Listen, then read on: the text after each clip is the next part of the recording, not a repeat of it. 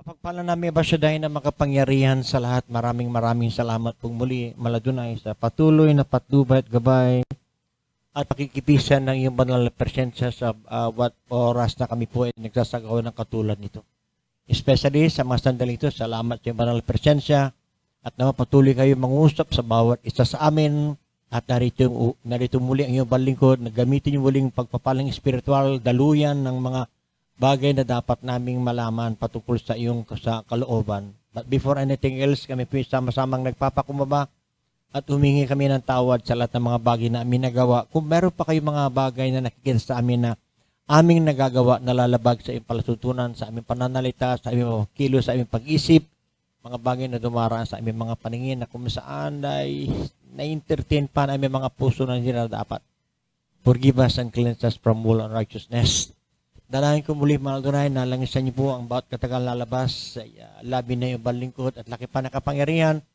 At langisan niyo rin po, Maladunay, ang pandinig ng bawat isa. Bigyan niyo kami ng pangunawa. Bigyan niyo bawat isa ng pangunawa.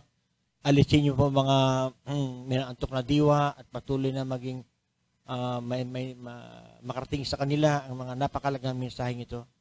At patuloy na maging maayos-nawa ang aming pong internet connection magmula rito sa Pastoral House hanggang sa bawat tahanan ng bawat minamahal na kapatiran. Hanggang sa mga nakikipagkaisa sa amin sa mga sandaling ito. As I bind and I rebuke all the works and the wiles and the plans of the devil in the mighty name of Yeshua, Hindas is cast out in Adonai Yeshua's name. Hindas is cast out in Adonai Yeshua's name. Hallelujah! Praise be to you, our great Abba Shaddai. Maraming salamat muli. Kumusta po mga beloved brethren, mga beloved kababayan? How is everyone? I hope ay po ay nasa patuloy pa rin nakikipagbaka ng mabuting pakikipagbaka ng kaligtasan ng inyong pananampalataya. Alam po niyo, sabi nga po ng Isaiah chapter 1 verse 9, this is in relation doon sa nangyari sa Israel nung during that 40 years wilderness experience when they were about to enter the promised land. And you can see that in the book of Deuteronomy. Sabi nga po, except the Adonai of hosts had left unto us a very small remnant, we should have been as Sodom and Gomorrah. We should have been as Sodom and we should have been like unto Gomorrah. May a great Abba Shaddai add more blessing to the reading of His divine word. Ano po ba yung Sodom and Gomorrah? Siguro mostly sa atin, mga nakikinig sa oras na ito, kayo man po ay kaanib sa community ito, o whatever, saan sekta ng panampalataya kayo nariyan, na kinakaaniban, alam niyo po siguro yung kwento ng Sodom and Gomorrah. No? At bababasa niyo po yan sa aklat ng Genesis kung bakit nasunog, na tupok yung Sodom and Gomorrah because of what? Yung grabing kasalanan ang ginawa nila. Ang mga lalaki ay nakikipagtalik na sa kanyang kapwa lalaki. Ang mga babae ay nakipagtalik na sa kanyang kapwa babae. Yan ang karumaldumal na ginawa nila during that time. At ito ngayon, mga minamahal kapatid, dito sa aklat, dito po sa aklat ni Prophet Isaiah, this is a vision. At hindi maghaganap ito sa mga huling panahon. Maybe perhaps nangyari na sa Israel, how many thousands of years ago, but still, the culminations of these things will happen in these last days. And if you will remember, if you will notice, mga minamahal kabayan o minamahal kapatiran, na patuloy parang nagsusikap. Sabi po niya, except the Adonai of hosts had left unto us a very small remnant. Small, hindi marami. Iilan lang ang matitira. Malibang ang nag-iisang Elohim na lumikha ng langit at lupa na tumawag sa Israel mula sa pagkaalipin for 430 years sa Egypt, nagunaw sana sila, naubo sila. Ngunit hindi. Nagtira ang Maladunay ng kokonti. Sabi niya, except the Adonai. Kasi ang Adonai din ang nagtitira. Nagtira siya ng kokonti. Except the Adonai of hosts have left unto us a very small remnant. And don't you know, mga beloved brethren, hanggang sa mga sandali ito, these things that had been prophesied and mentioned here in Isaiah 9:19 is still the same thing happening right now in our midst. Why did I say so, mga minamalakabayan, if you do not belong to this community? Bakit gayon na lamang ang galit ng Maldonay? Alam po ninyo, during the going back, magbalik tayo, tanaw tayo roon sa aklat ng Deuteronomy para malaman po ninyo, mga minamahal, kung bakit gayon na lamang ang galit ng Maldonay sa kanila. Sapkat wala po silang ginawa, kundi labagin, reklamo dito, reklamo doon, sa itinalaga ng Maldonay na mangangaral, magpapaik sa kanila ng tungkol sa kanilang kaligtasan na makarating sila sa promised land na ibinigay kay Prophet Moshe ang mga dapat na gagawin nila. But it's very unfortunate sapagkat instead na makinig sila at sumunod sila sa inuutos ni Prophet Moshe, lalo nilang pinrubok si Prophet Moshe. And unintentionally, it is not in reality Prophet Moshe nor High Priest Aaron ang kanilang pinoprobok, kundi ang Maldonay mismo. That's the reason why hindi sila nabigyan ngayon ng puso para makaunawa kung anong nais ng Maldonay na dapat nilang maganap, maintindihan, at makarating sila ng mapayapa at maayos sa promised land. Sino po ang tinutukoy dito nung time na yon dito sa Exodus? Yung mga 20 years old and above, hindi nakapasok sa promised land. Why? Sapagkat wala nang ginawa kundi magreklamo at magreklamo. At bakit hindi sila nakapasok? At hindi sila nakaunawa? Ay, ang Maldonay din pala naman palang gumawa ng dahilan. Sabi po niya, sa Deuteronomy chapter 29, tinapo niyo rito, in verse 4, Brother Merlin, para maintindihan ng mga kapatiran o mga nakikinig sa oras na ito, mga nakikipagkasya for the first time, maybe mga nakikinig ngayon kahit pa isa-isa. Talagang small remnant lang talaga ang matitira. And yet the Adonai hath not given you a heart to perceive, and eyes to see, and ears to hear, unto this day. And I have led you 40 years in the wilderness. Your clothes are not waxen old upon you, and your shoe is not waxen old upon thy foot. Praise Adonai, hallelujah. Sa Book of Deuteronomy chapter 29 verse 4 and 5, ngunit hindi kayo binigyan ng Adonai ng pusong ikakikilala at ng mga matang ikakikita at ng mga pakinig na ikaririnig hanggang sa araw na ito. At aking pinatnubayan kayong 40 taon sa ilang. Ang inyong mga damit ay hindi lumuma sa inyo, at ang inyong mga panyapak ay hindi lumuma sa inyong mga paa. Purihin na Maldonay sa pagkabasa ng kanyang banal salita. Nakita po nyo, mga minamahal na kababayan, mga minamahal na kapatid, kung gaano kabuti ang nag-iisang Elohim na lumikha ng langit at lupa. Pinatnubayan, they were guided, di ba? Pinatnubayan sila in the wilderness for 40 years. At ayon nga sa nabasa natin, hindi nga raw kumupas yung kanilang mga damit. Hindi raw nagbago yung kanilang mga pangyapak. Abang sila lumalaki rin yung kanilang mga, yung pangyapak, yung sa sandalyas nila, gamit nila. Isn't that a great miracle, mga minamahal kapatid? Anong reason? What do you think is the reason why these people were not able to understand? Hindi nila makuha yung nais na iparating sa kanila ng Maldonay. Sapagkat wala naman sila kasing ginawa, mga beloved brethren, kundi magreklamo. O yun. So anong naging dahilan yun? Pati si Prophet Moshe na provoke. At ngayon, ang Maldonay na mismo ang nagpatigas ng kanilang puso. The Adonai had not given them the heart to perceive. O siya na, hindi Bakit? Ayaw ko makinig eh.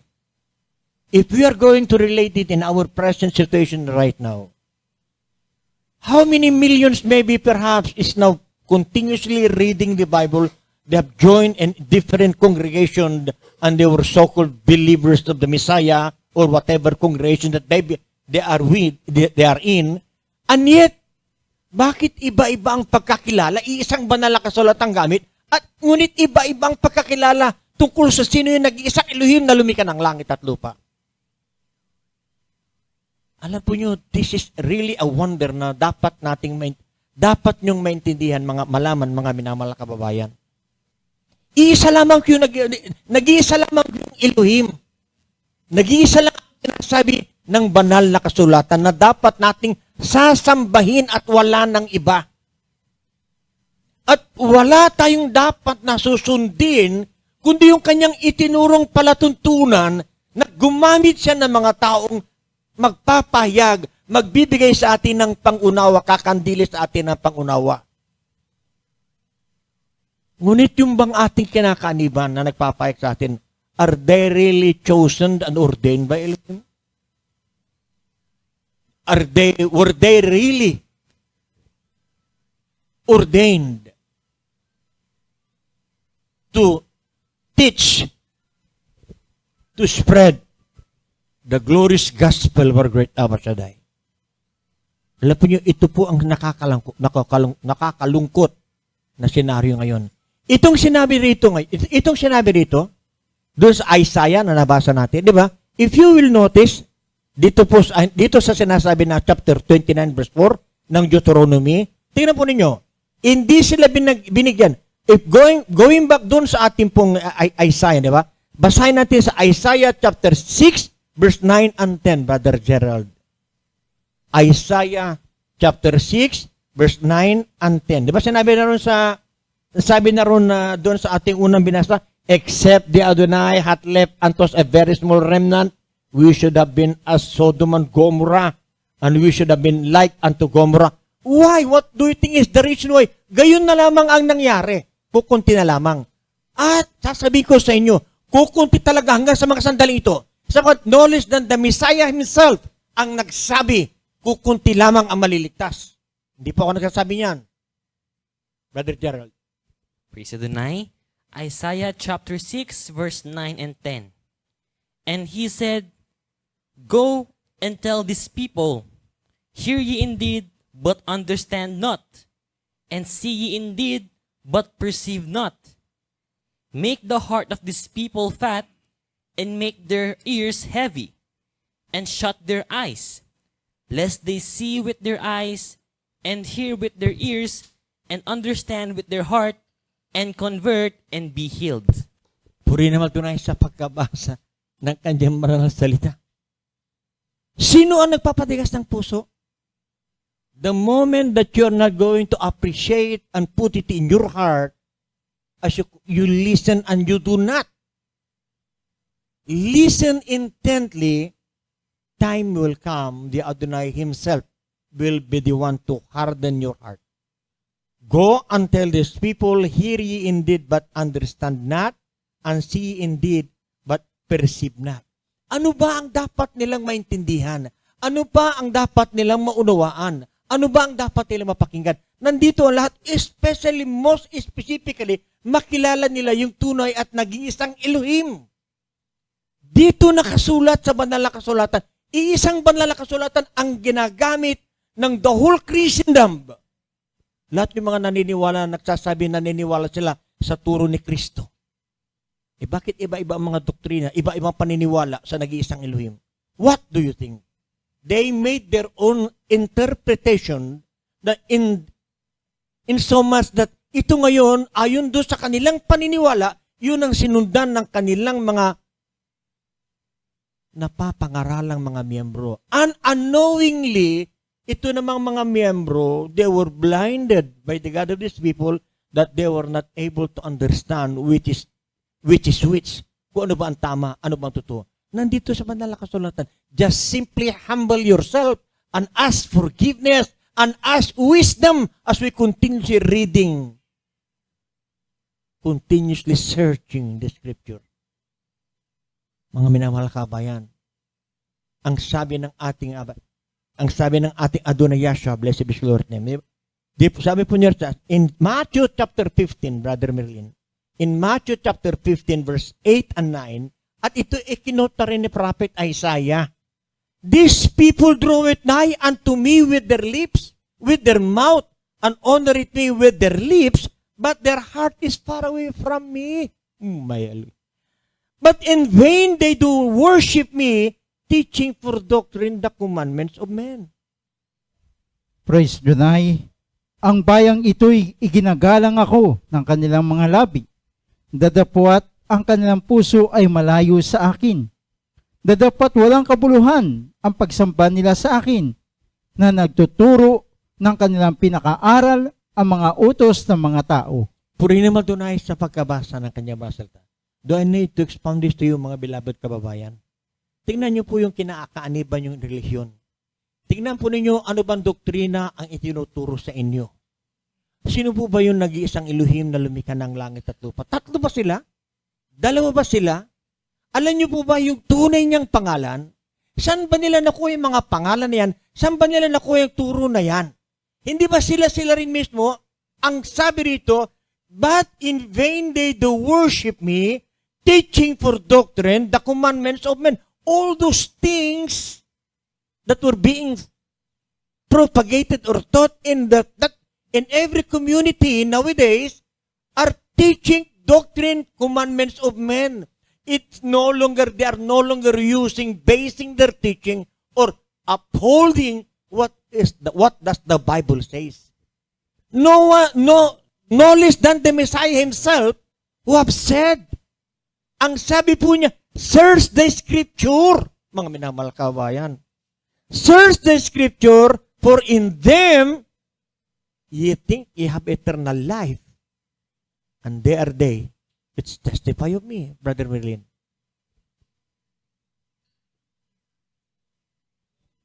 John chapter 5 verse 39. Praise Dunay. Ebanghelyo ayon kay San Juan, Kapitulo 5, talata 39. Saliksikin ninyo ang mga kasulatan, sapagkat iniisip ninyo na ang mga yaon ay mayroong kayong buhay na walang hanggan. At ang mga ito'y siyang nangagpapatotoo tungkol sa akin. Purihin ang ating abasa. Sino yung nagsasalitang ito, mga minamahal kabayan? Nabasa niyo siguro, I suppose. Nabasa niyo siguro ito mga talatang ito na ibinibigay ko sa inyo. Ang sabi niya, ulit-uli, saliksikin ninyo ang banal na kasulatan. Ano po ba yung banal na kasulatan na sinasabi po niya? He was referring more particularly yung sulat ni Apostle ni Prophet Moshe. For had ye believed Moshe in verse 46, ye would have believed me, for he wrote of me. But ye believe not his writings, how shall ye believe my words? Meron ba kayong, yung bang kinakaaniban yung sekta ng panampalataya, are they putting emphasis in studying the Old Testament, more particularly the so-called Torah or the first 5 book of the Prophet Moshe? Itong binanggit na ito, yung mismong nire-refer ng ating Adonai Yahshua. Blessed be his glorious name. Doon sa 5:39 ng John. Anong reason kung bakit, mga minamahal kababayan, anong reason kung bakit ayaw nilang sundin sapagkat ang sabi ng verse 40, still continue reading it, Brother Gerald, in chapter 5, verse 40 of the book of John, 41 and 42. Praise Adonai. Verse 40, and ye will not come to me, that ye might have life. I receive not honor from men, but I know you, that ye have not the love of Elohim in you.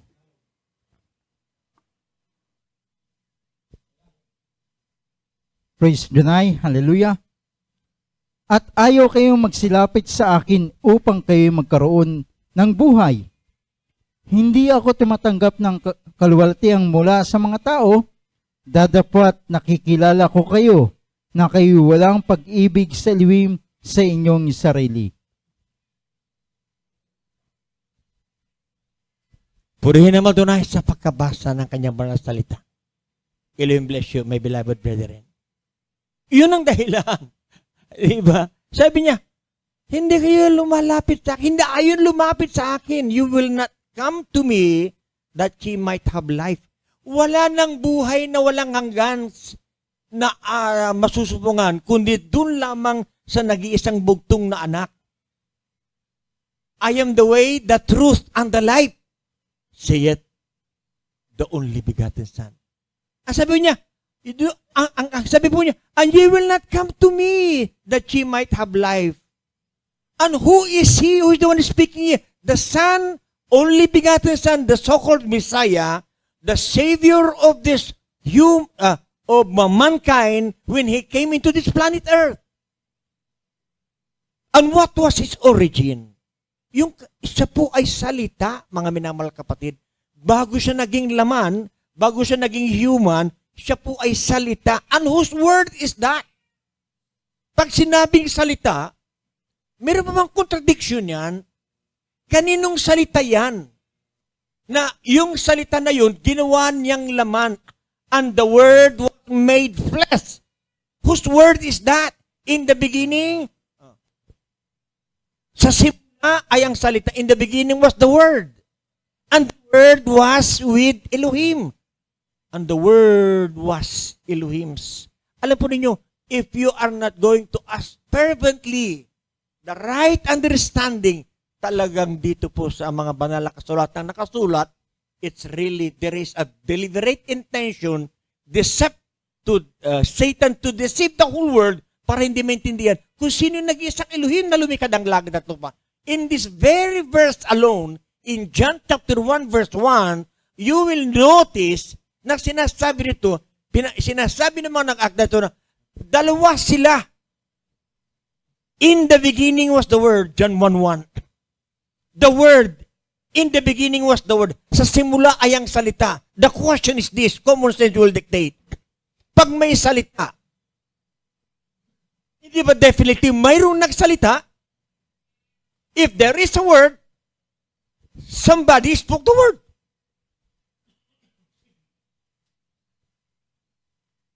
Sa simula may salita. In the beginning was the Word. Ang tanong dyan, kaninong salita yan? Kaninong salita? And the Word was. Di ba? In the beginning was the Word. And the Word was. At ang salita ay salita ng Elohim. Hindi ba dapat ganun? Yung salita na yan ay salita. Nung nagsalita. At sino ba yung nagsalita? Hindi ba sabi niya, going back doon sa Genesis, I keep on telling this just for the benefit of you who for the first time just joined us and tuned in this community, in this social media platform. Sabi po niya, in the beginning, Elohim created the heavens and the earth. How did he create? Who is this one? Who is this Elohim that was mentioned in Genesis chapter 1 verse 1? Are they three? O among the three, who is this? Who among the three, who is this? Who said, in the beginning, Elohim created the heaven and the earth. Who created the heavens and the earth? Is it the Father? Is it the Son? Is it the Spirit? Come to think of it.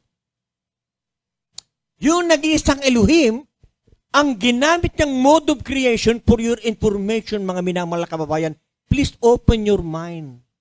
Except the Adonai will retain a few number. Ano sabi niya ulit doon sa ating pong nabasa kanina?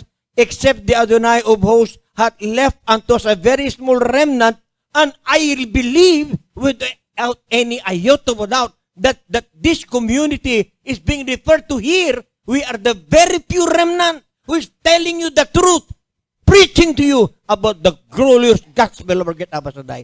Sino yung nag-iisang Elohim? Sino yung nagsasalitang ito? Anong sinasabi po niya? Except the Adonai will give you the heart to perceive, you will never understand. Please ask earnestly the Adonai to give you an enlightenment. Pag may nagsalita, definitely may. Pag may salita, definitely may nagsalita. As simple as that.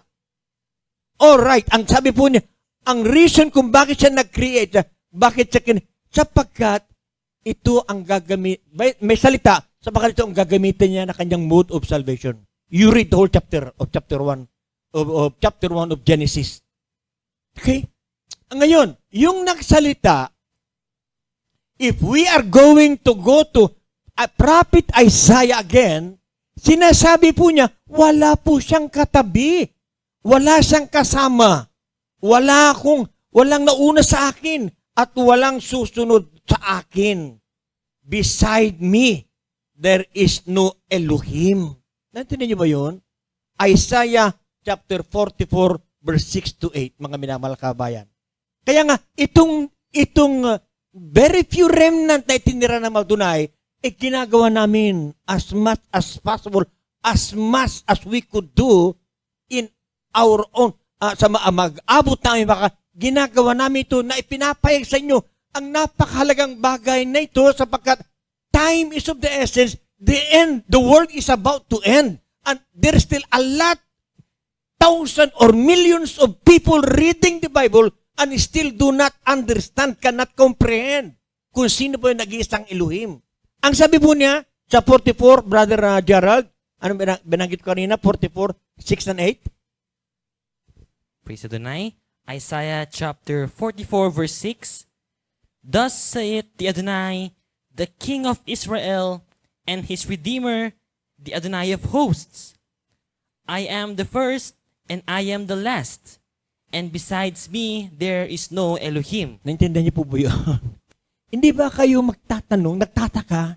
Huwag po kayong padadaya sa sinasabi ng doktrinang na kinakaaniban, yung mga nagtuturong doktrina na kinakaaniban nyo na tatlo ang persona, iba't ibang persona, ngunit sila'y tatlo, ngunit iisa sila. How can you reconcile that?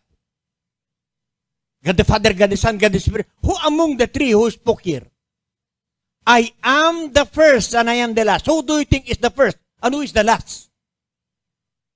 Come to think of it. And beside me, there is no Elohim. Who said this? Isn't it that in the Ten Commandments, Elohim is a jealous Elohim? Being a jealous, ay di pag yung, kasabi ko nagsabi na nag-iisa lang daw siya, uy, magkasama tayo. As simple as that. As simple as that, mga minamahal kabayan. Kaya nga sabi niya, ulitin ko ulit, except the Adonai, malibang ang nag-iisang Elohim ay nagtira ng mga remnant niya. Sabi po niya, except the Adonai of hosts had left unto us a very small remnant, we should have been as Sodom, and we should have been like unto Gomorrah. O, naibigay ko naman sa inyo siguro, di ba? Ngayon, if you are thinking na, marami kami rito, kaya tama kami ang tama. Tingnan niyo po ito. Let's go to Luke chapter 11. Chapter 13, para makita po ninyo. Mayroong lumapit sa Maldonay na isang binatilyo. Nagtanong sa kanya. Ito ang tanong niya, mga beloved brethren. Are there be few that be saved? Are there be few that be saved?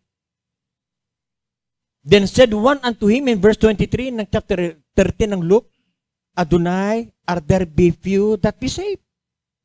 And he said unto them, strive to enter in at the strait gate, for many, I say unto you, will seek to enter in and shall not be able. Tagalogin mo nga, brother.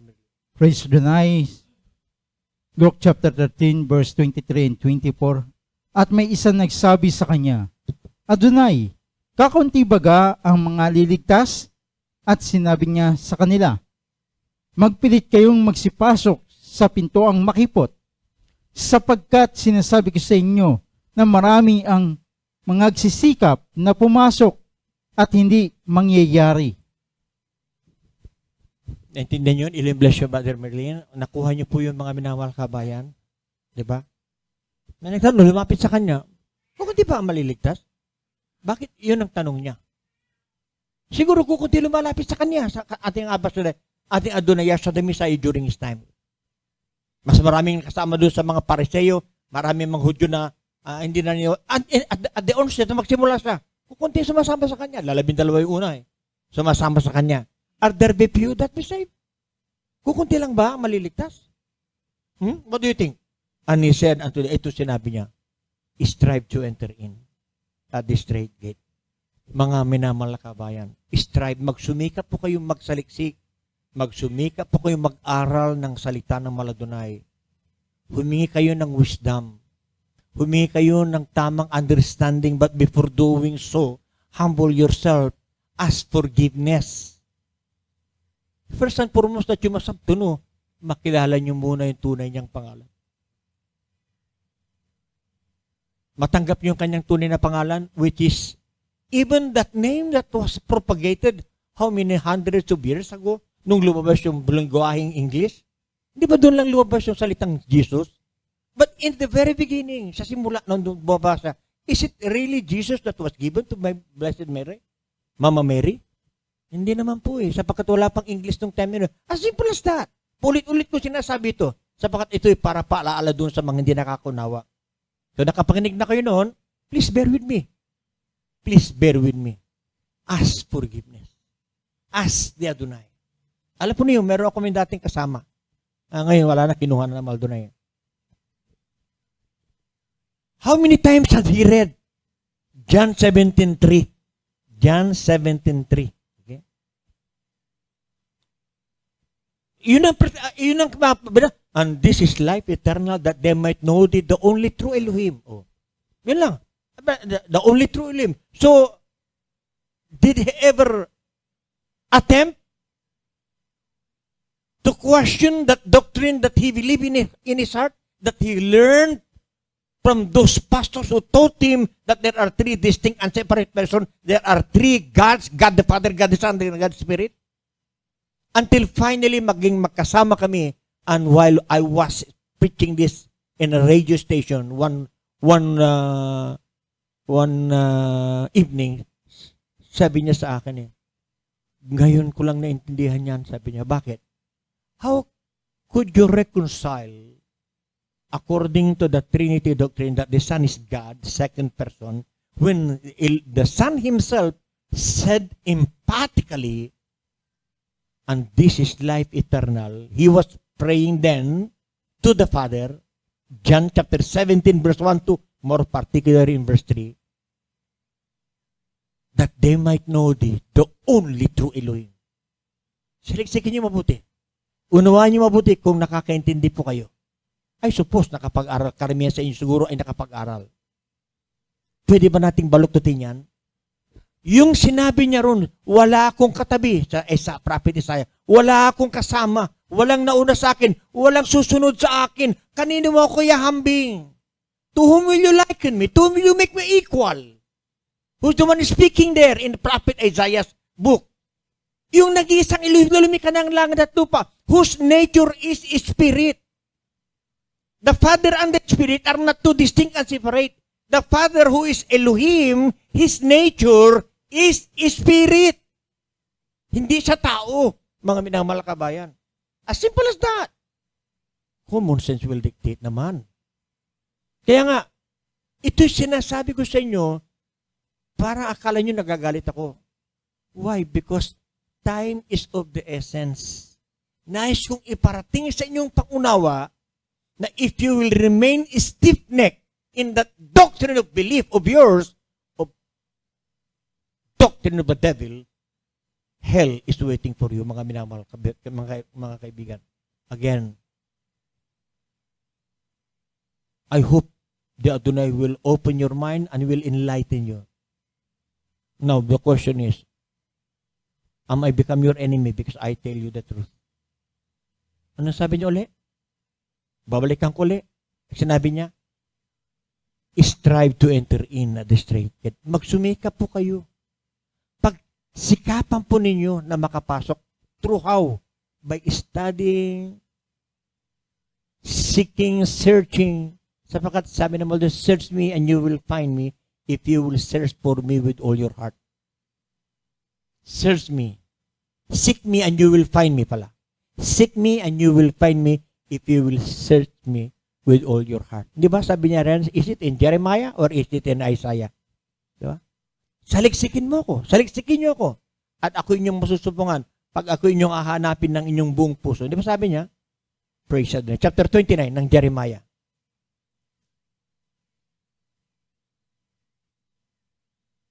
Verse 13, Brother Gerald.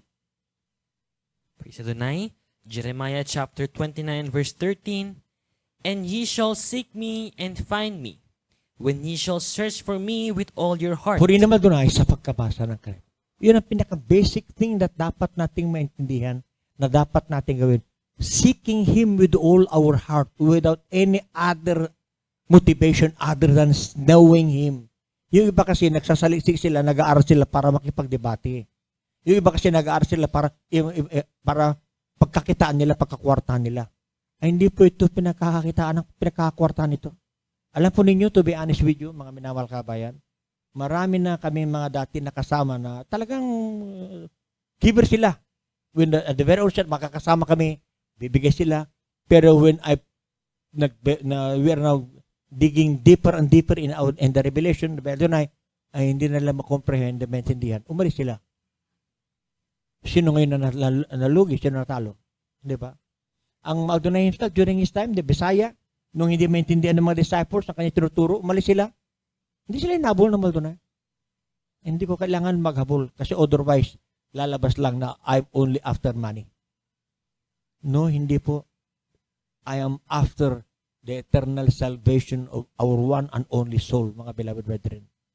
I hope ito na ibabahagi ko sa inyo, although my time is very limited, I don't want to take much of your time. It will arouse you to, or encourage you to study all the more, to search the scripture. Search the scripture, for you think you have eternal life, and they are they which testify of me. Sa banal na kasulatan, nandito ang buhay na walang hanggan na masupungan natin. Ang banal na kasulatan nagsasabi, I am the way, the truth, and the life. No man come to the Father but by me. Who spoke that? Who said that word, that particular verse? No other than the Messiah, whose origin is the Word, that after completing His mission on this planet Earth, He went back into His original position as what? As the Son? Hindi. Bumalik siya as the Word. He went back doon sa kanyang pinanggalingan. Why? Where was He? The Son? Was there a Son in heaven even before He came down into this planet Earth? Wala ho akong mabasang ganun eh. Ang bumaba, galing sa langit, it is the Father Himself. Yung bumaba, na galing sa langit, sabi niya, siya rin ang aakyat, siya rin ang babalik. Siyempre, yung bumaba, di siya rin bumalik. O ito mo sabi ng Apostol Pablo. Last verse, mga beloved brethren. Ephesians chapter 4. Para makita po ninyo. I hope you are learning something. Now that He ascended, verse 9. Ephesians chapter 4, verse 9. Sulat na Apostle Paul sa mga believers of the Messiah. The Messianic community in Ephesus. Now that He ascended, what is it but that He also descended first into the lower part of the earth? Verse 10. He that descended is the same also that ascended up far above all heavens, that He might fill all things. Tagalog nga, Brother Midley? Praise Adonai sa sulat ni Apostol Pablo sa mga taga-Efeso, Kapitulo 4, talata 9 hanggang 10. Ngayon ito, umakyat siya at ano ito, kundi siya'y bumaba rin naman sa mga dakong kalaliman ng lupa. Ang bumaba ay siya rin naman ang umakyat sa kaitaasan ng buong sangkalangitan upang kanyang mapuspos ang lahat ng mga bagay. Puri naman doon ay sa pagkabasa ng kanyang masala. Sino bumaba? Meron bang sana bumaba galing sa langit? Sabi niya, ang bumaba, the one that now that He ascended, ngayon siya umakyat. Sino ba umakyat? Di ba sabi, what is it but that He also descended? He that descended is the same also that ascended up far above all heavens. Sino ba ang bumaba, mga minamahal kabayan?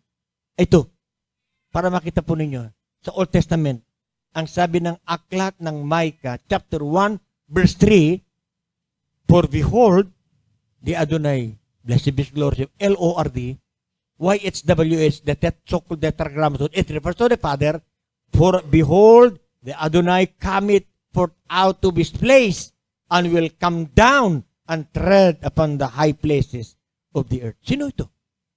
Is this referring to the Son or the Father? Tagalogin mo nga, kuya. Praise Adonai sa Book of Prophet Micah, Kapitulo 1, talata 3. Sapagkat narito, ang Adonai ay lumalabas sa kanyang dako at bababa at yayapak sa mga mataas na dako ng lupa. Purihin ang Adonai. Itong bumaba, siya rin yung umakyat. Naintindihan niyo ba yun? At ito ngayon, mga beloved brethren, nakuha niyo ba yun? Yung bumaba, nung umakyat na siya, di ba? It refers to the Father. But, again, yung sinasabing Son, di ba? Ang origin nga niya, ba, kindirate niya itong laman. At ang origin ng Son and Word, ang laman, is the Word. Nung umakyat sa uli, di ba? Umakyat sa uli, saan siya nagbalik? Saan siya nagpunta? Meron ba siyang upuan doon sa langit? Is it a literal word that he's sitting at the right hand of power? Is that a literal word? Is it a literal place? Hindi ho. Means seat of power. Saan siya bumalik? Andun siya sa bosom. Sapagat doon siya nagmula yung Son. Doon nagmula yung word. Diba? John 1:18. John chapter 16 verse 28. These are the word. Nung bumalik na siya, nung matapos na yung kanyang mission, yung kanyang objective, save the people from their sins. Sino gumawa niyan? The Son. How? Through the shedding of His blood. It is not the Father. Sapagkat ang Father, He is Spirit. Kinirate niya ngayon ang salita na maging laman para ito maging mode of salvation. Sapagkat ito ang itinuro niya roon, ang mode of salvation, way of salvation, doon sa Torah. Through the shedding of the blood. Without the shedding of the blood, there's no remission of sins, mga beloved brethren. May great Abba Shaddai, add more blessing to the reading of the divine word. So maraming salamat muli. I hope you learned something today and we will continue doing these things. If you will continue fellowshipping with us, please bear with us and I hope hindi nyo ako maging kaaway. Diba? Kaya ang tanong ng Apostol Paul, am I become your enemy? Because I tell you the truth. Shalom, we love you and we really miss you, but our Adonai Yeshua loves you more.